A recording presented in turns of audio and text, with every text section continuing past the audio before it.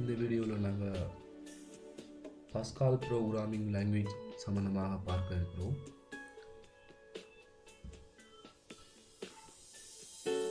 அதற்கு முதல்ல Pascal programming லாங்குவேஜுக்கு நாங்கள் போகிறதுக்கு முதல் இந்த பாய்ச்சல் படத்தை நாங்கள் விளங்கிக் கொள்வோம்.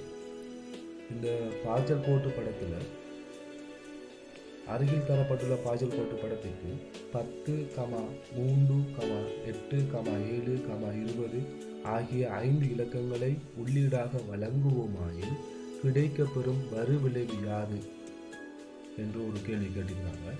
அப்போ இந்த பாய்ச்சல் படத்தை நாங்கள் அவதானிச்சோம்னு சொல்லி சொன்னால், பாய்ச்சல் படம் ஆரம்பிக்குது. கவுண்டர் ஆரம்ப பெறுமதி 0, டோட்டல் ஆரம்ப பெறுமதி 0, இன்புட் நம்பர் ஒரு நம்பரை நாம் என்ன செய்யறோம் என்றால் உள்ளீடு செய்யறோம். அப்போ தரப்பட்ட இலக்கங்களுக்குள்ள முதலாவது இருக்கிறது 10 நாங்கள் உள்ளீடு செஞ்ச உடனேயே அடுத்த முறை வழியாக்கம் கவுண்ட் சமன் கவுண்ட் ப்ளஸ் 1. ஆகவே கவுண்டினுடைய பெறுமதி ஆனது எதற்கு சமம் என்றால் கவுண்டினுடைய ஏற்கனவே இருக்கிற பெறுமதியோட ஒன்றை கூட்டுவதற்கு சமனாக காணப்படும். ஆகவே கவுண்டினுடைய முன்னர் காணப்படுகின்ற பெறுமதி 0, 0, 1 என்று கணிப்பிடப்படுகிறது. அதன் பின்னர் டோட்டல் சமன் டோட்டல் ப்ளஸ் நம்பர். ஆகவே டோட்டலினுடைய பெறுமதி கணிப்பிடப்படுகிறது.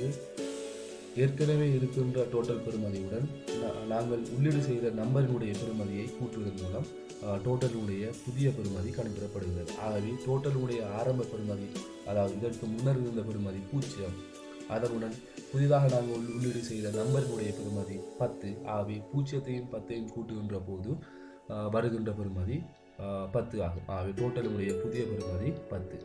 அவ்வாறு அடுத்ததாக தீர்மானம் எடுத்தல் என்ற பகுதிக்குள்ளே நாங்கள் நுழைந்து இங்கே கவுண்டினுடைய பெறுமதி 5க்கு சமமா அல்லது அதை விட அதிகமா என்று வினாவப்படுகின்ற போது கவுண்டினுடைய பெறுமதி இங்கே கணிப்பிட்ட பெறுமதி 0, 1 என்பதனால் இங்கே 1 பிரதியிடப்பட்டு பார்க்கப்படுகின்ற போது கவுண்டினுடைய பெறுமதி 5க்கு சமமும் அல்ல, 5ஐ விட பெரிதும் அல்ல என்பதனால் இந்த வழியாக வந்து மீண்டும் இன்புட் நம்பர் என்ற இடத்திற்கு வந்து சேரும். ஆகவே இன்புட் நம்பர் என்ற இடத்திற்கு வந்தவுடனேயே இந்த 3 என்ற பெறுமதி உள்ளீடு செய்யப்படும்.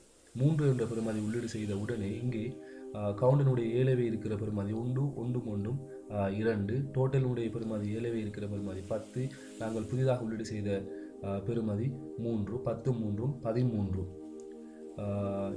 இங்கே கவுண்டினுடைய பெறுமதி மீண்டும் பிரதியிடப்படும் 2 ஆனது 5க்கு சமம் அல்லது அதை விட அதிகமா என்று கேட்கின்ற போது இல்லை என்ற விடை கிடைக்கப்பெறுவதனால் மீண்டும் இன்புட் நம்பர் என்ற பெறுமதிக்கு இடத்திற்கு வந்து சேரும்.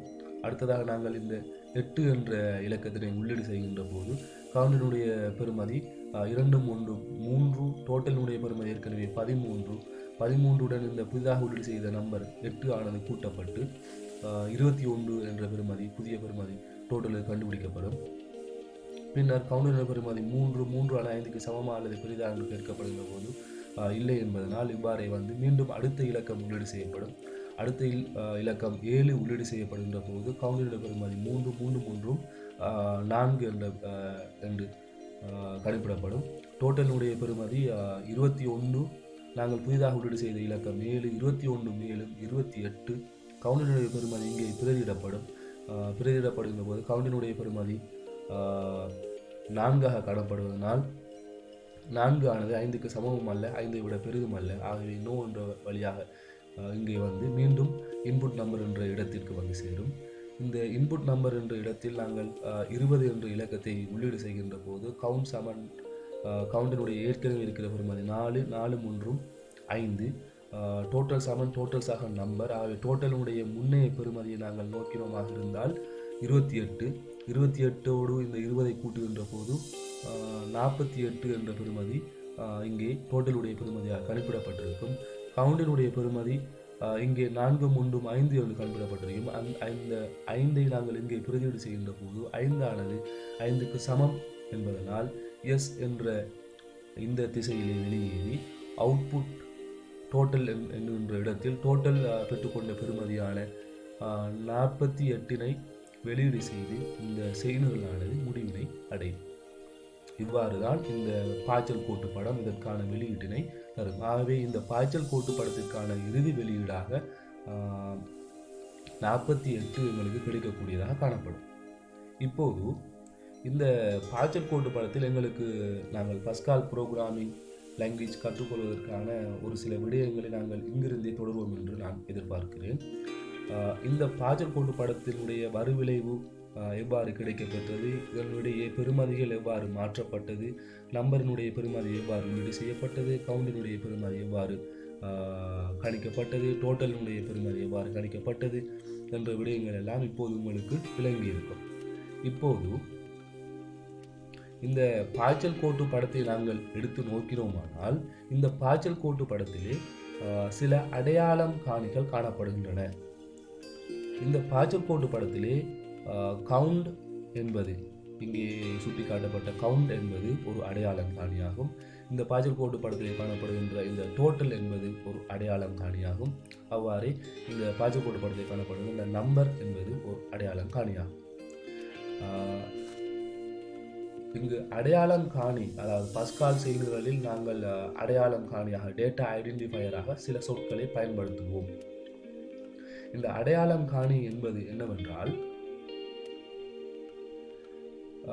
பஸ்கால் செயல்களிலே நாங்கள் பெறுமதிகளை தேக்கி வைப்பதற்காக பயன்படுத்துகின்ற சொற்கள் தான் அல்லது செயல்களுக்கான பெயராக இந்த அடையாளம் காணி காணப்படும். அதாவது பஸ்கால் செயல்களிலே நாங்கள் பெறுமதிகளை அடையாளப்படுத்துவதற்காக பயன்படுத்துகின்ற சொற்களே இந்த அடையாளம் காணியாக கருதப்படுது. இது சொல்லாக காணப்படலாம் அல்லது தனி ஒரு எழுத்தாகவும் காணப்படலாம். இப்போ இந்த அடையாளம் காணி என்பது பஸ்கால் செயல்களிலே நாங்கள் பெறுமதிகளை தேக்கி வைப்பதற்காக அல்லது அடையாளப்படுத்துவதற்காக பயன்படுத்தப்படுகிற சொற்கள் தான் இங்கு அடையாளம் காணியாக குறிப்பிடப்படுகிறது. இந்த பாய்ச்சல் கோட்டு படத்தை நாங்கள் செயல்களாக மாற்றுகின்ற போது, அதாவது பஸ்கால் செயல்களாக மாற்றுகின்ற போது என்ன இடம்பெறும் என்றால், நாங்கள் ஆரம்பத்திலே ஒரு டிக்ளரேஷன் பார்ட் என்ற ஒரு பகுதியை நாங்கள் அங்கே பஸ்கால் செயல்களை குறிப்பிடுவோம். அந்த பகுதியில் இந்த நம்பர், அதே மாதிரி இங்கு காணப்படுகின்ற கவுண்ட், அவ்வாறே இங்கு காணப்படுகின்ற டோட்டல் ஆகியன அடையாளம் காணியாக அங்கு அடையாளப்படுத்தப்படும். அதாவது இந்த அடையாளம் காணி என்பதன் மூலமாக நாங்கள் நினைவு கொள்ள வேண்டிய விடயம் என்னவென்றால், இப்போ நாங்கள் இதற்கு முன்னர் இந்த பாய்ச்சல் கோட்டு படம் சம்பந்தமாக நாங்கள் கதைத்த போது இந்த பாய்ச்சல் கோட்டு படத்திலே நாங்கள் இந்த நம்பர் என்ற இதற்கு உரிய பெறுமதியாக 10, 3, 8, 7, 20 ஆகிய இலக்கங்களை நாங்கள் என்ன செய்தோம் என்றால், நம்பர் என்ற இந்த சொல்லுக்கு சொல்லினுடைய பெறுமதியாக நாங்கள் வழங்கியிருந்தோம். அவ்வாறே கவுண்ட் என்பதனுடைய பெறுமதி இந்த செயல்நிரலினால் கண்டுபிடிக்கப்பட்டது. அவ்வாறே டோட்டல் என்பதனுடைய பெறுமதி நாங்கள் இங்கே உள்ளீடு செய்கின்ற நம்பரினை அடிப்படையாக வைத்து டோட்டல் என்பதற்குரிய பெறுமதி கண்டுபிடிக்கப்பட்டது. இங்கு நாங்கள் விளங்கிக் கொள்ள வேண்டிய விடயம் என்னவென்றால், இந்த நம்பர், கவுண்ட், இந்த டோட்டல் ஆகியன பெறுமதி ஒன்றை கொண்டிருக்கும். செய்நிரல் இயங்குகின்ற போது, பஸ்கால் செய்நிரல் இயங்குகின்ற போது பெறுமதி ஒன்றை கொண்டிருக்கும்.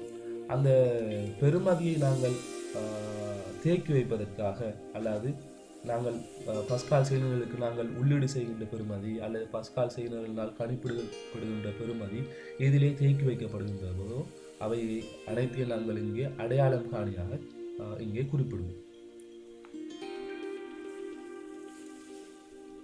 ஆகையால் தான் நான் கூறுகின்றேன், இங்கு நம்பர், கவுண்ட், டோட்டல் ஆகியன அடையாளம் காணியாக காணப்படும். இவற்றுக்கு இங்கே பெறுமதிகள், இந்த செய்நிரலை இதற்குரிய இந்த பாய்ச்சல் கோட்டு படத்துக்குரிய பஸ்கால் செய்நிரலை நாங்கள் எழுதுகின்ற போது இவை அடையாளம் காணியாக அங்கு குறிப்பிடப்படும்.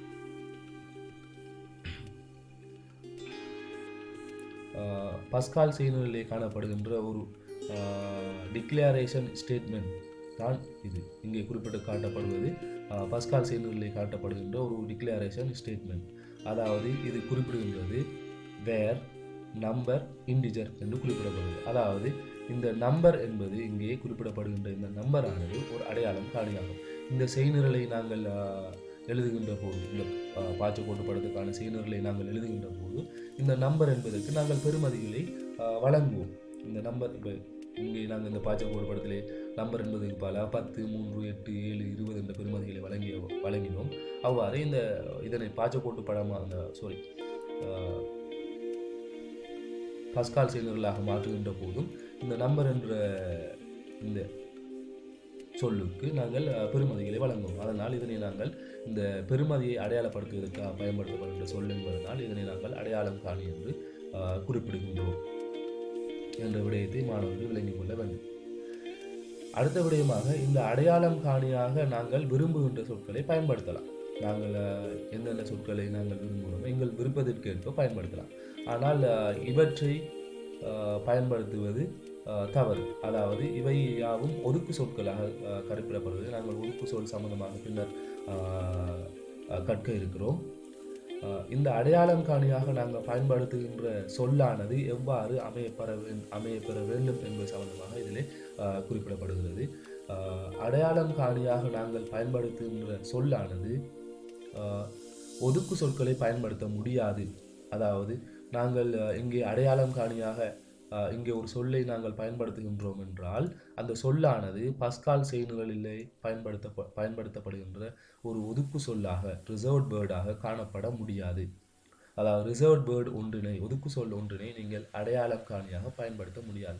அவ்வாறு பயன்படுத்துவோமாயின் செய்நிரலிலே ஒரு குழப்பத்தன்மையை அது ஏற்படுத்தும். செய்நிரலினால் விளங்கிக் கொள்ள முடியாத ஒரு தன்மையை அது ஏற்படுத்தும். அவ்வாறு நாங்கள் ஒதுக்கு சொல் ஒன்றை நாங்கள் அடையாளம் காணியாக வழங்குகின்ற போது செய்நிரலானது அதனை அடையாளம் காணியாக ஏற்றுக்கொள்ளாது. அதை ஒரு ஒதுக்கு சொல்லாக அல்லது வேறு ஒரு செயற்பாட்டினை குறிக்கின்ற ஒரு சொல்லாகத்தான் செய்நிரல் விளங்கிக் கொள்ளும். அடுத்த விடயம், இரண்டாவதாக சொல்லப்படுகின்ற விடயம், ஆங்கில நெடுங்கணக்கில் உள்ள ஓர் எழுத்துடன் தொடங்க வேண்டும். அதாவது அடையாளம் காணியை நாங்கள் பெயரிடுகின்ற போது அடையாளம் காணி பெயரானது ஆங்கில எழுத்தில் இந்த அடையாளம் காணி பெயரானது முதல் எழுத்து அவசியம் ஆங்கில எழுத்தாக காணப்படல் வேண்டும் என்பதனை குறிப்பிடுகின்றது. மூன்றாவது விடயம், அடையாளம் காணியின் முதல் எழுத்துக்கு பின்னர் ஆங்கில எழுத்துக்களையோ அல்லது இலக்கங்களையோ அல்லது அடிக்கோட்டையோ பயன்படுத்த முடியும். அதாவது அடையாளம் காணிக்கு நாங்கள் பயன்படுத்துகின்ற சொல்லிலே முதலாவது எழுத்து ஆங்கில எழுத்தாக இருத்தல் வேண்டும். அதற்கு பின்னர் ஆங்கில எழுத்துக்கள் வரலாம் அல்லது இலக்கங்கள் வரலாம் அல்லது குறியீடு, அதாவது அண்டர்ஸ்கோர் மாத்திரம் இங்கு குறியீடாக பயன்படுத்த முடியும், அனுமதிக்கப்பட்டிருக்கிறது. குறியீடுகள் வரலாம். முதல் எழுத்து அவசியம் ஆங்கில எழுத்தாக காணப்படல் வேண்டும் என்பதனை இது சுட்டி காட்டுகின்றது. அடுத்த நாங்கள் கருதினோமானால் பஸ்கால் மொழியின் அடையாளங்காணிக்கு எழுத்து பேதம் செல்வாக்கு செலுத்துவதில்லை. இதை நாங்கள் சொல்வோம் கேஸ் சென்சிட்டிவ்னு சொல்லுவோம். பஸ்கால் செய்நிரலில் அடையாளம் காணியாக நீங்கள் பயன்படுத்துகின்ற சொல் தொடர்பாக எழுத்து பேதம் இங்கு கருத்தில் கொள்ளப்பட மாட்டாது என்று குறிப்பிடப்படுகிறது. அதாவது இந்த இடத்திலே நாங்கள் நம்பர் என்பதனை இங்கு நாங்கள் குறிப்பிட்டிருக்கிறோம். இதிலே ஆங்கில இந்த நம்பர் என்ற பகுதியிலே முதல் எழுத்து கேபிட்டலிலும் ஏனைய எழுத்துக்கள் ஆங்கில சிறிய எழுத்திலும் காணப்படுகிறது. ஆங்கில பெரிய எழுத்தில் முதலாவதும் ஏனையவை ஆங்கில சிறிய எழுத்தில் காணப்படுகிறது. நீங்கள் இதனை பஸ்கால் செய்நிரல் டிக்ளரேஷன் பகுதியில் இவ்வாறு எழுதிவிட்டு இந்த செய்நிரலிலே இன்னும் ஓர் இடத்தில் நீங்கள் இவ்வாறு எழுதினால் இதனை தவறு என்று இந்த பஸ்கால் செய்நிரல் கருதி கொள்ளாது. நீங்கள் அந்த ஸ்பெல்லிங் வரக்கூடிய மாதிரி கேபிட்டலிலோ ஸ்மாலிலோ நீங்கள் எவ்வாறு எழுதி கொள்ளலாம், இப்படி கூட எழுதலாம்.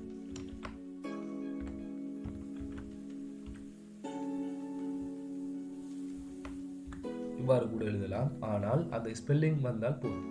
ஆகவே இங்கு எழுத்து பேதம் கருத்தில் கொள்ளப்படுவதில்லை என்பதனை நாங்கள் விளங்கிக் கொள்ள வேண்டும்.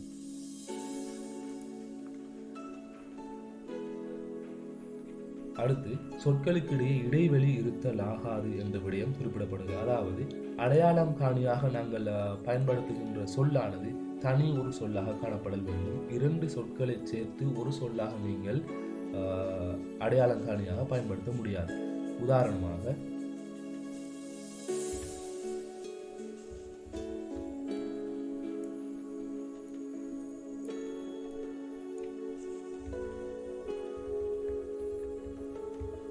இங்கே நம்பர் என்ற இடத்தில் உதாரணமாக இண்டெக்ஸ் நம்பர் என்று நாங்கள் இவ்வாறு எழுத முடியாது. இது இண்டெக்ஸ் நம்பர் என்றது ஒரு விடயத்தை குறிப்பிட்டிருந்தாலும் ஆனால் இங்கு 2 சொற்கள் காணப்படுகின்றது. ஆகையால் இவ்வாறு நாங்கள் அடையாளம் காணியை பெயரிட முடியாது. அடையாளம் காணியில் 2 சொற்கள் வர வேண்டுமானால் 2 சொற்களுக்கு இடையே இடைவெளி இல்லாமல் இருத்தல் வேண்டும். நீங்கள் வேண்டுமென்றால் இவ்வாறு எழுதிக் கொள்ளலாம், அல்லது இதற்கு அனுமதிக்கப்பட்ட குறியீடான இந்த அண்டர்ஸ்கோர் என்ற குறியீட்டினை பயன்படுத்தலாம். அவ்வாறு அல்லாமல் நீங்கள் தனியொரு சொல்லை பயன்படுத்துவதற்கு பதிலாக 2 சொற்களை நீங்கள் பயன்படுத்தினால் இது அடையாளம் காணியாக ஏற்றுக்கொள்ளப்பட மாட்டாது. அடுத்த விடயம், அடையாளம் காணியில் பின்வரும் வரியுருக்கள் இடம்பெறக்கூடாது என்ற விடயம் குறிப்பிடப்படுது. அதாவது அடையாளம் காணியில் நாங்கள் எந்த ஒரு குறியீட்டினையும் பயன்படுத்த முடியாது. ஒரே ஒரு குறியீடு மாத்திரம் பயன்படுத்துவதற்கு எங்களுக்கு அனுமதி இருக்கிறது. அண்டர்ஸ்கோரை மாத்திரம் நாங்கள் இதிலே குறியீடாக பயன்படுத்த முடியும். மேலதிகமாக எங்களுக்கு தரப்படுகிற விடயம் என்னவென்றால், இது எங்களுக்கு ஒரு டிப்ஸ் என்று நாங்கள் இதனை கூறலாம். அறிமுகம் செய்வதற்கு அர்த்தமுள்ள பெயர்களை பிரயோகிப்பதன் மூலம் செய்நிரலை எளிதாக விளங்கிக் கொள்ளலாம்.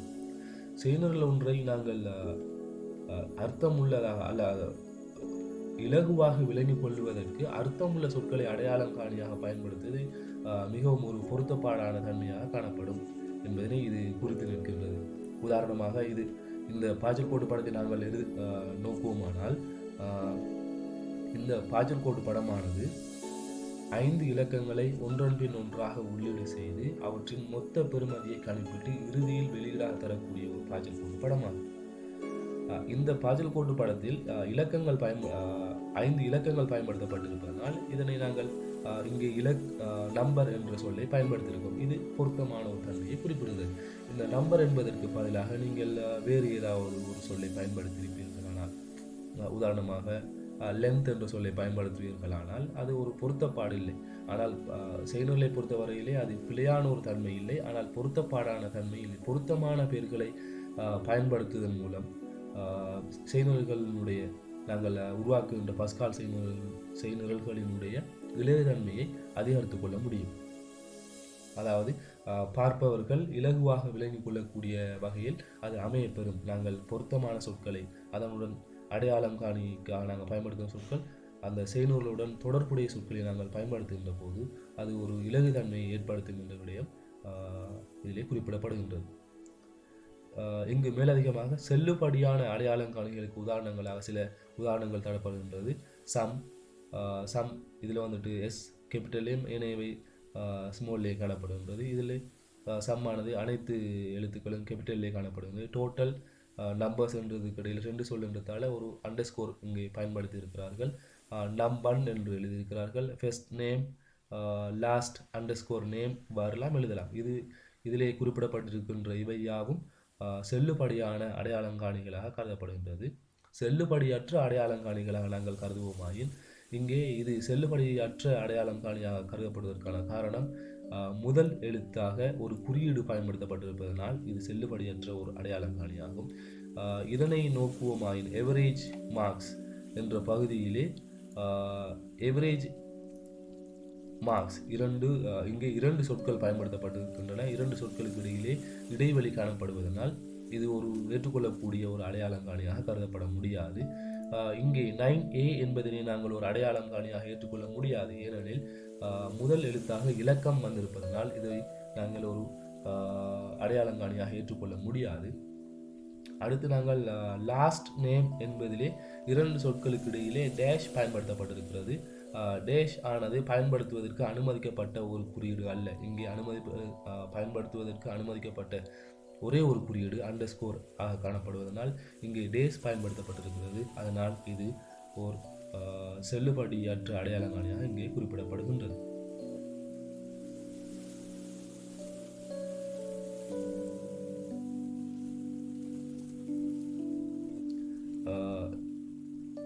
இவற்றை நீங்கள் நன்றாக விளங்கி இருப்பீர்கள் என்பதை நான் என்று நம்புகின்றேன்.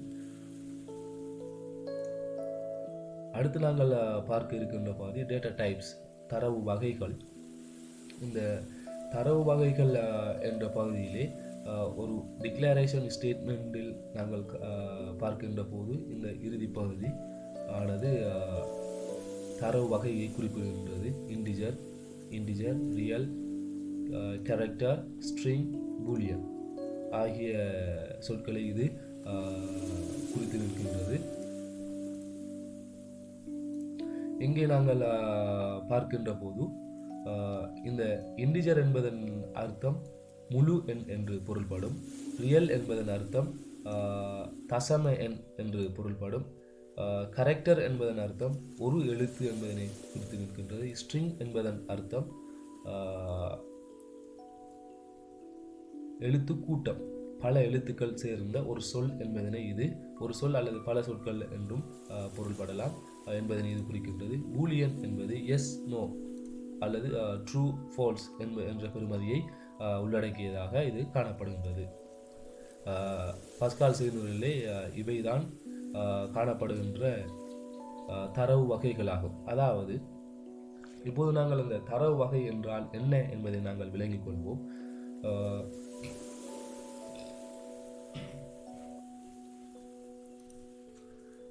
பாஸ்கால் செய்நிரலை நாங்கள் எடுத்து நோக்குகின்ற போது, செய்நிரல் இயங்குகின்ற போது இந்த அடையாளங்காணிக்கு நாங்கள் பெறுமதியை வழங்கினோம். ஏற்கனவே நாங்கள் இந்த செய்நிரலை நோக்கினோம். ஆனால் நம்பர் என்பதற்கு நாங்கள் பெறுமதிகளை வழங்கினோம். 10, 3, 8, 7, 20 என்ற பெறுமதிகளை வழங்கினோம். அவ்வாறே இந்த மார்க்ஸ் என்பதற்கு நாங்கள் பெறுமதிகளை வழங்குவோம். அவ்வாறு வழங்குகின்ற பெறுமதியானது எவ்வாறான பெறுமதியாக இருக்கும் என்பதனை குறித்து நிற்பதே இந்த தரவு வகையா, டேட்டா டைப்ஸா. அதாவது மார்க்ஸ் என்பதற்கு நாங்கள் வழங்குகின்ற பெறுமதி முழு எண்ணாக இருக்கும் என்பதனால் இன்டிஜர் என்பதனை நான் இங்கே தரவு வகையாக குறித்திருக்கிறேன். டோட்டல் என்பதனுடைய பெறுமதி மொத்தம். மொத்தம் என்பது ஒரு முழு எண்ணாக காணப்படும் என்பதனால் காணப்படும் என கருதி நான் இங்கே இன்டிஜர் என்பதனை இதற்குரிய தரவு வகையாக வழங்கியிருக்கிறேன். எவரேஜ் என்பது பெருவாரியாக தசம இலக்கத்திலே எங்களுக்கு கிடைக்கப்பெறும். அதனால் எவரேஜ் என்பதற்கு அதற்குரிய தரவு வகையாக தசம எண் வருவதனால் நான் ரியல் என்ற தரவு வகையை நான் இங்கே வழங்கியிருக்கிறேன். கிரேட் என்பது சாதாரணமாக நாங்கள் ஏற்கனவே பாய்ச்சல் கோட்டு படங்களில் சில வினாக்கள் கற்றிருக்கிறோம். ஒரு மாணவருடைய புள்ளியானது 75 அல்லது அதைவிட அதிகம் என்றால் ஏ எனவும், 65 அல்லது அதைவிட அதிகம் என்றால் பி எனவும், 55 அல்லது அதைவிட அதிகம் என்றால் சி எனவும், 40 அல்லது அதைவிட அதிகம் என்றால் எஸ் எனவும், இல்லை எனில் எஃப் எனவும் வெளியீடாக தரக்கூடிய ஒரு பாய்ச்சல் கோட்டு படத்தை பார்த்திருக்கிறோம். அங்கே வெளியீடாக எங்களுக்கு கிடைக்கக்கூடியது ஏ, பி, சி, எஸ், எஃப். இதிலே ஏதாவது ஒரு எழுத்து தான் எங்களுக்கு அந்த மாணவருடைய புள்ளியை அடிப்படையாக வைத்து அந்த மாணவருடைய புள்ளியை அடிப்படையாக வைத்து எங்களுக்கு கிடைக்கக்கூடிய வெளியீடாக காணப்படும். ஏ கிடைக்கலாம், அல்லது பி கிடைக்கலாம், அல்லது சி கிடைக்கலாம், அல்லது எஸ் அல்லது எஃப். இதிலே ஏதாவது ஒன்று எங்களுக்கு கிடைக்கக்கூடியதாக இருக்கும். ஆகவே இந்த ஏ, பி, சி, எஸ், எஃப் என்பது தனி ஒரு எழுத்தாக காணப்படுகின்றமையால் இந்த கிரேட் ஆனது எடுத்துக்கொள்கின்ற பெறுமதி தனி ஒரு எழுத்து என்பதனால் அதுக்கு நாங்கள் பயன்படுத்துகின்ற தரவு வகை கரெக்டரா. இவ்வாறு ஒரு வினாவும் நாங்கள் பார்த்திருக்கிறோம். ஒரு மாணவருடைய புள்ளி 40 அல்லது அதை விட அதிகம் எனில் பாஸ் எனவும், இல்லை எனில் ஃபெயில் எனவும் வெளியிட தரக்கூடிய பாய்ச்சல் கோட்டு படம் சம்பந்தமாகவும் கற்றிருக்கிறோம். அவ்வாறான பாய்ச்சல் கோட்டு படத்தை நாங்கள் பாஸ்கால் செய்திகளாக மாற்றுகின்ற போது அந்த மாணவருக்கு கிடைக்கக்கூடிய வெளியீடு ஒன்று பாஸ் என்று கிடைக்கும் அல்லது ஃபெயில் என்று கிடைக்கும். இப்போது பாஸ் என்பது பல எழுத்துக்களை கொண்டிருக்கிறது. அதாவது ஒரு பாஸ் என்பது ஒரு சொல்லாகும். அவ்வாறே ஃபெயில் என்பதும் ஒரு சொல்லாகும். ஆகையால் இங்கே கிரேட் என்பதற்கு பதிலாக கிரேட் என்பது எடுத்துக்கொள்கின்ற பெறுமதியானது ஒரு சொல்லாக இருப்பதனால் அதற்கு நான் பயன்படுத்துகின்ற தரவு வகையானது ஸ்ட்ரிங்காக காணப்படும். மேலும் இவை இரண்டும் தொடர்பாக நான் இன்னொரு விடயத்தை குறிப்பிட வேண்டும். இவற்றினுடைய பெறுமதிகளை நாங்கள் வெளியீடாக பாஸ்கால் செயல்களை பயன்படுத்துகின்ற போது சிங்கிள் கோட்டேஷன் மார்க்கில் நாங்கள் பயன்படுத்த வேண்டும். உதாரணமாக இப்போ கிரேட் என்பது ஏ என்ற பெறுமதியை கொண்டிருக்குமாக இருந்தால் இந்த ஏ என்ற பெறுமதியை நாங்கள் இவ்வாறு தான் இங்கே காட்ட வேண்டும். நாங்கள் பாஸ்கால் செயல்கள் சம்பந்தமாக சில கோடிங்கள் பார்க்கின்ற போது அதனை எங்களுக்கு விளங்கிக் கொள்ளக்கூடியதாக இருக்கும். கரெக்டரையோ அல்லது ஸ்ட்ரிங்கையோ நாங்கள் என்ன செய்ய வேண்டும் என்றால் சிங்கிள் கோட்டேஷன் மார்க்கில் தான் காட்டுதல் வேண்டும் என்பதனை குறிப்பிடுகின்றது. அடுத்த தரவு வகையாக பூலியன் காணப்படுகின்றது. இந்த பூலியன் தரவு வகை என்பது ட்ரூ ஓ ஃபால்ஸ் என்பதனை வெளியீடாக தரக்கூடிய தரவு வகையாக காணப்படும். உதாரணமாக நான் இங்கே வேர் செலக்டட் என்று குறிப்பிட்டு அங்காலே தரவு வகையாக பூலியன் என்பதனை குறிப்பிட்டிருக்கிறேன்.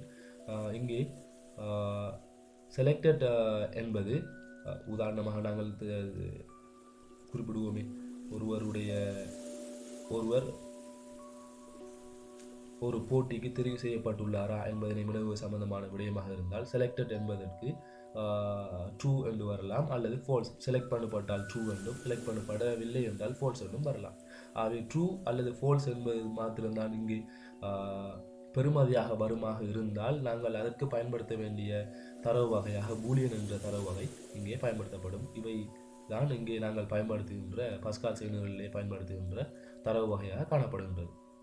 மீண்டும் ஒரு முறை இங்கே நான் குறிப்பிட விரும்புகின்றேன். பஸ்கால் செயல்களிலே பயன்படுத்துகின்ற தரவு வகையாக integer, real, character, string, boolean ஆகிய தரவு வகைகள் இங்கே பயன்படுத்தப்படுகின்றது. இதுவரை நாங்கள் பஸ்கால் செயல்களிலே பயன்படுத்துகின்ற டேட்டா ஐடென்டிஃபையர், டேட்டா டைப்ஸ் கற்றிருக்கிறோம். அடுத்ததாக நாங்கள் பார்க்க இருக்கின்ற விடயம் ரிசர்வ்ட் வேர்ட்ஸ், ஒதுக்கு சொற்கள் என்ற விடயம் இங்கே நாங்கள் அடுத்ததாக பார்க்க இருக்கிறோம். இந்த ஒதுக்கு சொற்கள் என்பது பஸ்கால் செய்நிரலினுடைய செய்கைகளை காட்டுவதற்காக அல்லது பஸ்கால் செய்நிரலை பொறுத்தவரையிலே அர்த்தங்களை குறித்து நிற்கின்ற சொற்களை நாங்கள் ஒதுக்கு சொற்களாக கருதுவோம். உதாரணமாக பஸ்கால் செய்நிரலை பொறுத்தவரையிலே உதாரணமாக எங்களுக்கு அனைவருக்கும் பரிச்சயமான சில சொற்களை நான் இங்கே காட்ட விரும்புகின்றேன்.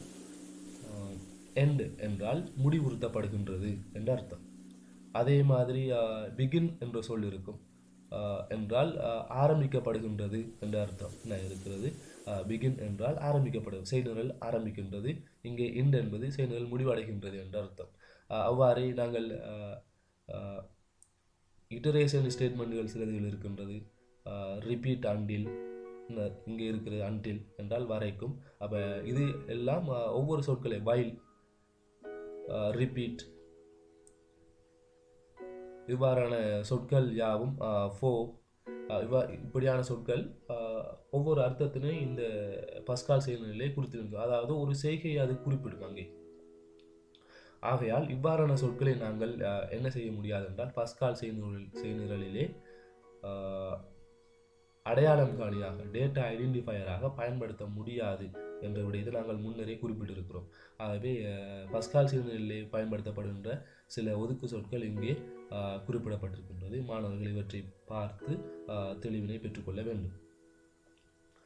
இதுவரை நாங்கள் இந்த வீடியோவின் ஊடாக கற்றுக்கொண்ட விடயம் என்னவென்றால் பஸ்கால் செய்நிரலிலே பயன்படுத்தப்படுகின்ற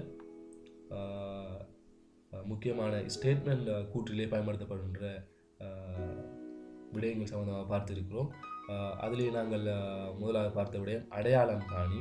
அடையாளம் காணி என்றால் என்ன என்ற விடயத்தை நாங்கள் பார்த்திருக்கிறோம். அதற்கான சட்டத்திட்டங்கள், அடையாளம் காணி ஒன்று எவ்வாறு அமையப்பெற வேண்டும் என்ற ரூல்ஸிலே நாங்கள் பார்த்திருக்கிறோம். அடுத்ததாக நாங்கள் பார்த்த விடயம் தரவு வகைகள், என்னென்ன வகையான தரவு வகைகள் பஸ்கால் செயல்நிலையிலே பயன்படுத்தப்படுகின்றது என்பதனை நாங்கள் கற்றிருக்கிறோம். அடுத்ததாக நாங்கள் பார்த்த விடயம் ஒதுக்கு சொற்கள், பஸ்கால் செயல்நிலையிலே காணப்படுகின்ற ஒதுக்கு சொற்கள் என்பதனை நாங்கள் கற்றிருக்கிறோம்.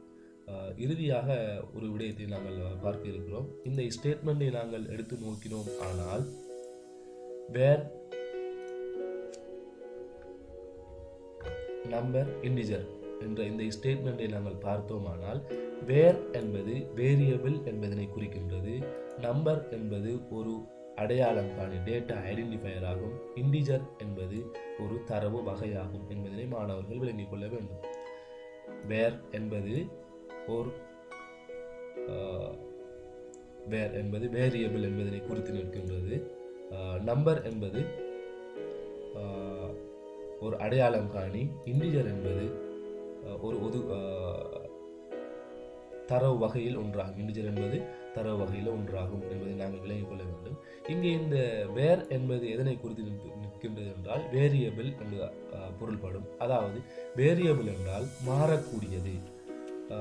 இங்கே நீங்கள் பார்க்கலாம், வேர் மார்க்ஸ் 1 இன்டிஜர் என்று நாங்கள் இங்கே டிக்ளரேஷன் செய்திருக்கிறோம். இங்கே வேர் மார்க்ஸ் 1 என்பதில் இந்த ஸ்டேட்மெண்ட்டுடைய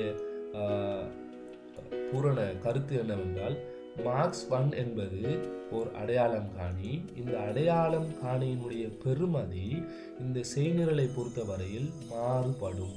வேரியபிள் என்றால் இந்த செய்நிரலை நாங்கள் இயக்குகின்ற போது இடத்துக்கிடம் இந்த மார்க்ஸ் 1 பெறுமதி மாற்றமடைந்து கொண்டு போகும். அதே மாதிரி இந்த மார்க்ஸ் 1 எடுக்கின்ற பெறுமதி எவ்வாறாக இருக்கும் என்றால் முழு எண்ணாக இருக்கும் என்பதனை இது குறித்து நிற்கின்றது. இன்டிஜர் என்பது குறித்து நிற்பது என்னவென்றால், இந்த மார்க்ஸ் 1 எடுக்கின்ற பெறுமதியானது முழு எண்ணாக காணப்படும். அதோடு இதனுடைய பெறுமதியானது நிலையானது அல்ல, மாறுபடக்கூடியது என்பதை குறிப்பிடுகின்றது.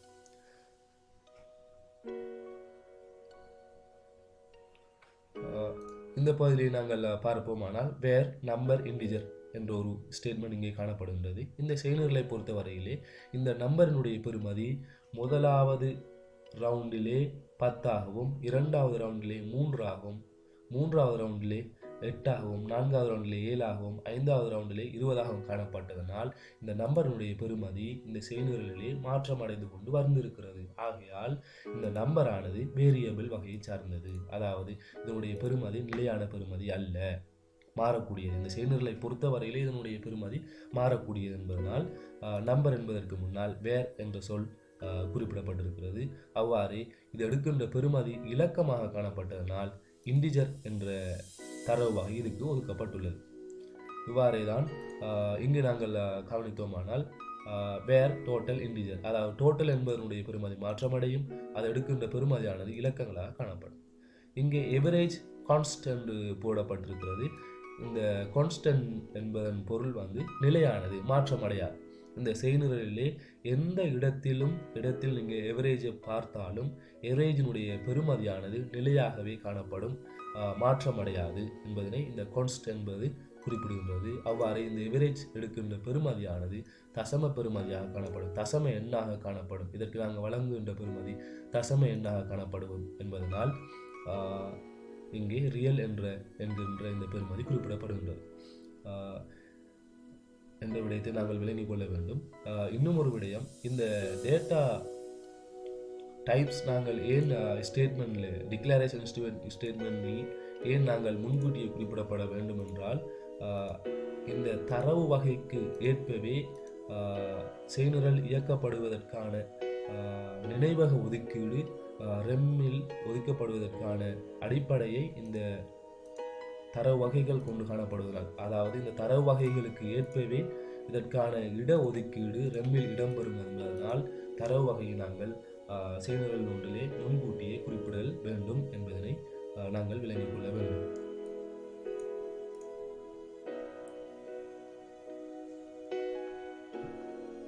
ஆகையால் இந்த வீடியோவின் மூலம் நாங்கள் 3 விடயங்களை கற்றிருக்கிறோம். முதலாவது நாங்கள் கற்றுக்கொண்ட விடயம் அடையாளம் காணி என்றால் என்ன, இரண்டாவது விடயம் தரவு வகைகள் என்றால் என்ன, மூன்றாவது விடயம் ஒதுக்கு சொற்கள் என்றால் என்ன என்ற விடயங்களை நாங்கள் கற்றிருக்கிறோம். இனிவரும் வீடியோக்களில் நாங்கள் பாஸ்கால் செய்நிரல் ஒன்றினுடைய பயன்படுத்துகின்ற செயலிகள் சம்பந்தமாக நாங்கள் கற்க இருக்கின்றோம். அடுத்த வீடியோவை எதிர்பார்க்கிறோம்.